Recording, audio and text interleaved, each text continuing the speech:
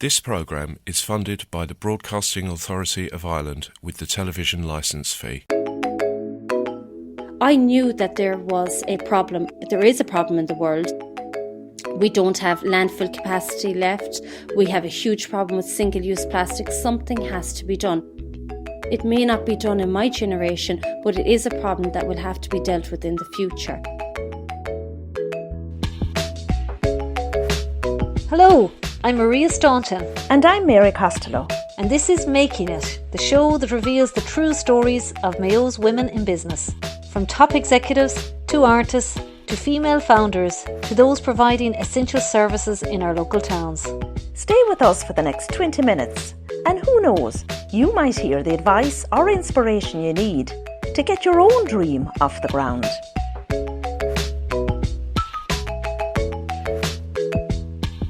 Glan Assured was started in response to the COVID pandemic. Hello and welcome to Making It. I'm Maria Staunton. And that's my guest for today, Deborah Coyle, speaking to me from her home in Gisala in North Mayo in March 2021.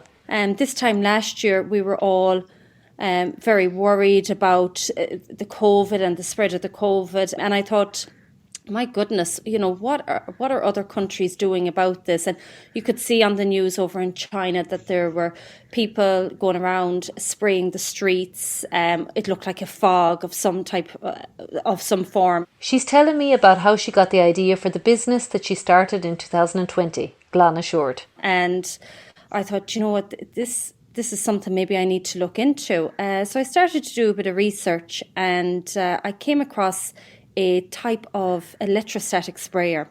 They deliver a disinfectant or any chemical by wrapping around all of the surfaces. It works like a magnet, so it charges the chemicals that's in the sprayer, the device.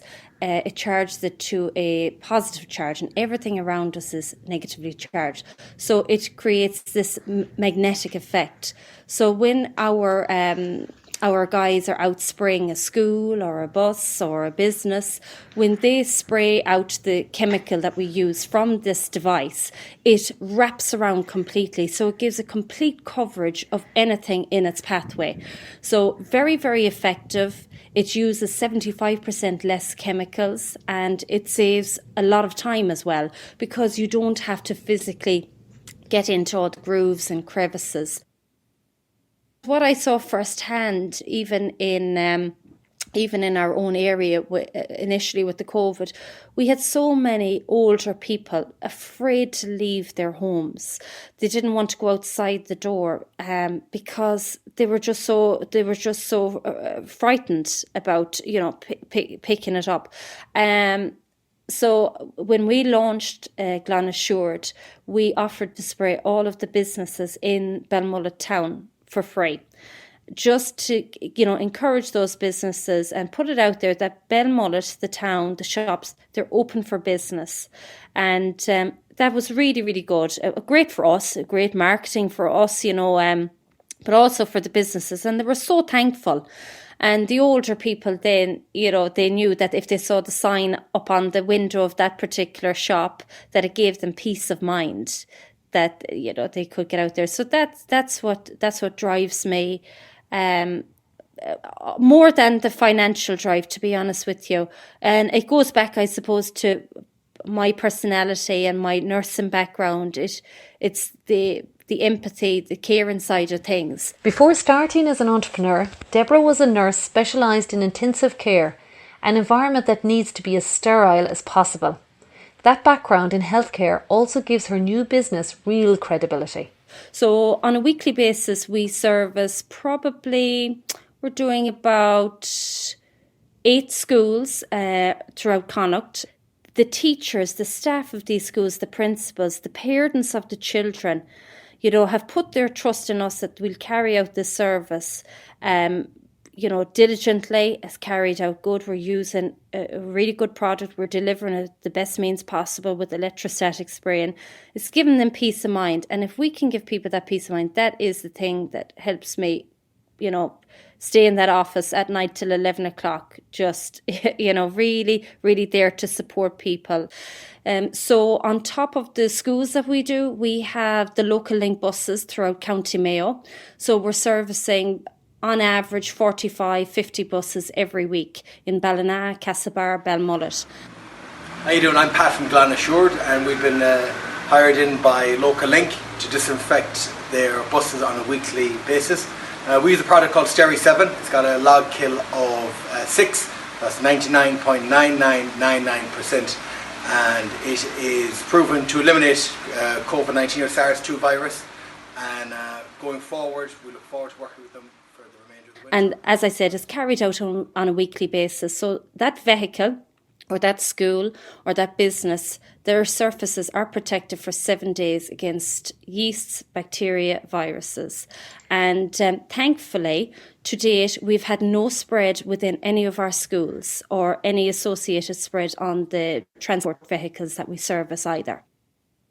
To be honest with you, with Glan Assured, I thought we will set up the business. It might only last 6 months, because at the time we were flattening the curve for 2 weeks. So we were told, little did we think we would still be in this situation 12, 13 months later. So a business that I thought wouldn't have much longevity has actually exceeded what we had expected. And we are as busy now as we were at the start. And I always think that there will be a need and a demand for that type of service. I first met Deborah when she joined the Empower Growth Programme at GMIT in 2017. And at that time she had a totally different business. She's very entrepreneurial. I asked her to talk about how she came up with that business idea. Yeah, well, even when I was nursing, I was always a bit of a daydreamer at work. I'd always, if we were changing a patient or rolling a patient over in a bed that was ventilated and sedated, I'd always think, as I was there struggling with my colleagues to turn this patient, I always thought there must be an easier way of doing this. There must be a device out there. There must be something invented that could help make this job easier. So I was always thinking of creating things that would help. And it wasn't until we had our children, we've 2 little girls, they're not so little anymore, but at one stage I had 2 babies in nappies. And I was at home and, you'd put the nappy into the bin and I thought, my God, this is so wasteful. And at the time there was some talk about the introduction of pay by weight for waste collection here in Ireland, because we were running out of landfill capacity. And there was there's a lot of unease about incineration here in the country, and the pool bag incinerator was hotly discussed at the time. So I started looking into alternatives, and really the only alternatives that there are to disposable single-use nappies, which is, we talk about plastics and single-use plastics. Nappies are the greatest single-use plastic in the world, because when we think about it, the amount of babies and children that are in them till 2.5, 3 years of age, but towards the end of your life, 95% of our elderly over 85 years of age are wearing some form of sanitary pad or incontinence pad or a full nappy. So we have an ageing population here in Ireland and in the Western world, so the demand for these single-use products is enormous, and it is growing.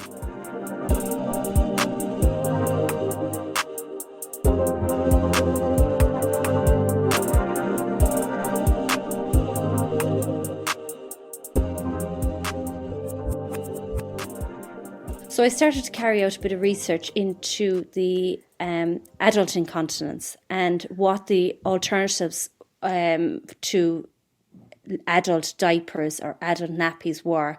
And there weren't any washable incontinence pads for the elderly.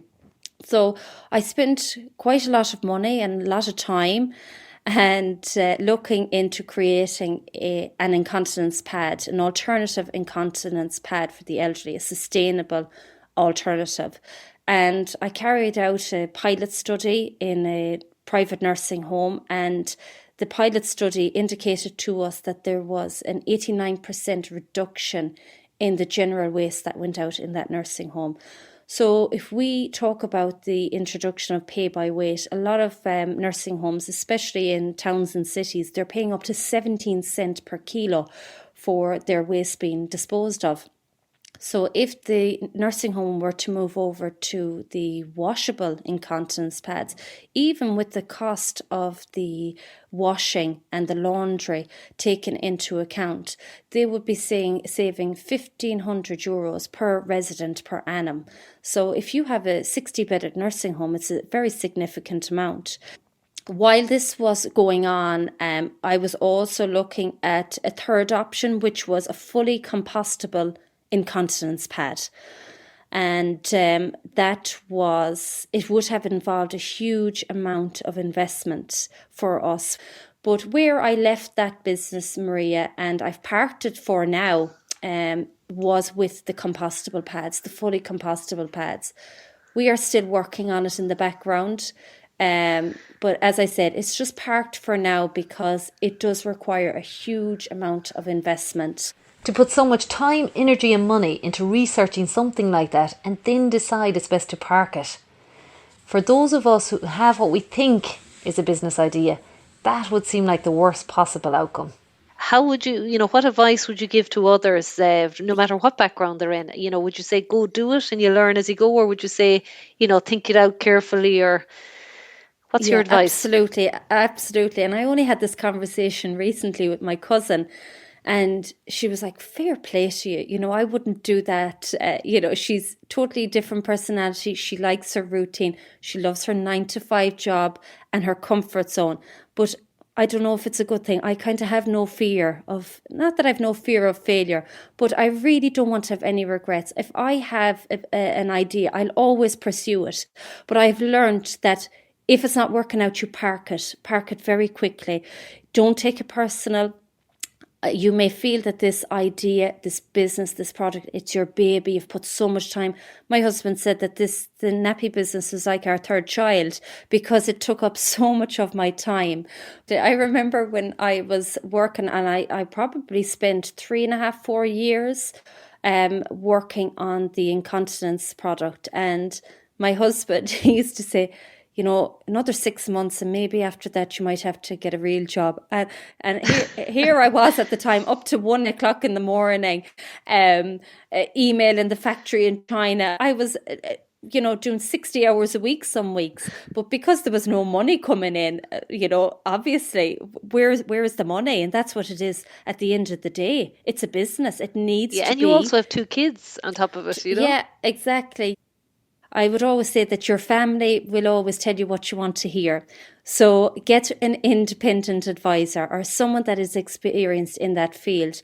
But if you have an idea, ask yourself, well, firstly, is there a problem? So if you come up with a new type of computer, have you designed this computer? Are you envisaging this computer because there's a problem with the existing laptops that are out there? And also, you have to look at, is the market big enough? Is it a problem for only a small amount of people? If it's only a small amount of people, it's not worth your while. All this time that would be required to launch your business, launch your product. And so if you have a problem and a market, you'll come up with the solution. So don't get bogged down with having to have the solution or having to have the product perfect. Because to be honest with you, when it came to the incontinence wear and the very first pad I had created was nothing like what we ended up with. It's going to pivot and you're going to have to change it. But I knew that there was a problem. There is a problem in the world, and we don't have landfill capacity left. We have a huge problem with single-use plastic. Something has to be done. It may not be done in my generation, but it is a problem that will have to be dealt with in the future. So there's a huge problem. And definitely there's a market. We have a growing elderly population that will require the wearing of these pads, in nursing homes. And obviously there's an increased demand in nursing homes as well. So we have in the last 5 years 100 more nursing homes being built in the country to facilitate the needs for residential care. So Deborah's business for incontinence wear, Green Care Comfort, is on hold for the time being. What did she learn from that experience? setting up your own business and entrepreneurs, it's a very lonely journey. And people, you have your family that know what's going on, and then you have your friends, your old school buddies. They haven't a clue about what your product is, and you don't want to be explaining everything to them. So what I found fantastic and so supportive and really kept me focused was the New Frontiers program, and also especially the Empower Growth program, because that was the joining together of like-minded women. And all of a sudden I realised, geez, I'm not the only mother, or woman on this journey on my own. And that was fantastic. We met on a monthly basis. We had aims and objectives for the next meeting, then the following month. So I felt that we were kind of accountable and answerable, to each other. But they were so hugely supportive, and we still have our WhatsApp groups. We're still in communication and still so supportive of each other.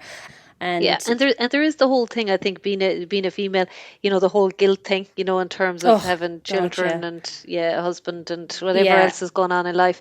And often, even if you don't have children, you might be caring for family members. There's others that are caring for their elderly parents, or it usually falls on the female, doesn't it? More so than the of course. And I remember when I was nursing, I was in Castlebar. That's where I was for a number of years, and I loved nursing. And you'd often meet people from home, and you'd be looking after their loved one. And I would often meet them now, and they'd say, you're nursing, you're still in Castlebar. And I'd say, oh yeah. I don't even say it to them, because a lot of people, I remember saying to this old man once that I had looked after in the hospital, and he said, are you still nursing? You're still in Castlebar? I said, oh, I'm not now, actually. I've kind of set up my own business. What did you do that for? Oh, my goodness. Why did you leave the nursing? People thought I was mad leaving a permanent pensionable job, but I wasn't 100% satisfied, to be honest. And I was uneasy. I always knew I wanted to do something else and explore ideas. I wanted to know if there was perhaps someone in Deborah's childhood who would encourage that independent aspect of her character, or drew it out of her. I would always say that my mother was very, very supportive. There's 6 of us in the family, and she was at home with us all the time. But she always encouraged, and she always encouraged us to be independent and to try things and not to have regrets. So she was so supportive with anything that I'd mention, and she'd say, go on now, give it a go and try it out. And she was brilliant. And my grandmother as well, she was Bridget Howard. I was so close to her, and she was a great inspiration. She had 14 children and lived on Claggan Island, just near here in Balmullet. So, had a very tough time back all those years ago, raising a large family. It was hard going. But my nanny always encouraged independence and, to be self-reliant, or, just not to have to depend on anybody to get to places in life, and to have your own money and your own bank account and be independent. So I suppose it was from those 2 inspirational ladies that I got it, this attitude of just trying things and going for it. What's your next, we'll say in the next 5 years, what's your thoughts? Where would you like to see yourself go? Is it going back to even looking at the compostable nappies, or is it something else altogether? I would say the incontinence wear, Maria, because I had put so much into it and I have taken it so far, I would possibly revisit that, because there's no harm having a break from these things, just to step away for a while. Just take perspective of it and revisit it, when you are in a better position financially or even personally. Deborah, it's been fascinating chatting to you today, and thank you for joining us. And if anybody's looking for inspiration on how you start a business, I think Deborah has shown us all how you just go and do it, I guess. Yeah. And you learn as you go, and then you try another business maybe, and then and they say that in America that you try the first one, it mightn't work, you do, and as you said, you might revisit it again, which is really interesting. So I think it's a great sign, and it's a good sign of who you are and what you do. Thank you, Deborah, for joining us. No problem at all. And Maria, thanks so much for having me. You've been listening to Making It. You can contact Deborah and find out more about Glan Assured via their Facebook page, facebook.com/Glan Assured. If you'd like to get in touch with the show, you can message us on Instagram, Facebook or Twitter, all at Making It Mayo. If you prefer email, it's makingitmayo@gmail.com. Making It is recorded remotely for Claremorris Community Radio. To find out more, visit ccr946.ie. Until next time, I'm Maria Staunton, and thank you for listening. This programme is funded by the Broadcasting Authority of Ireland with the television licence fee.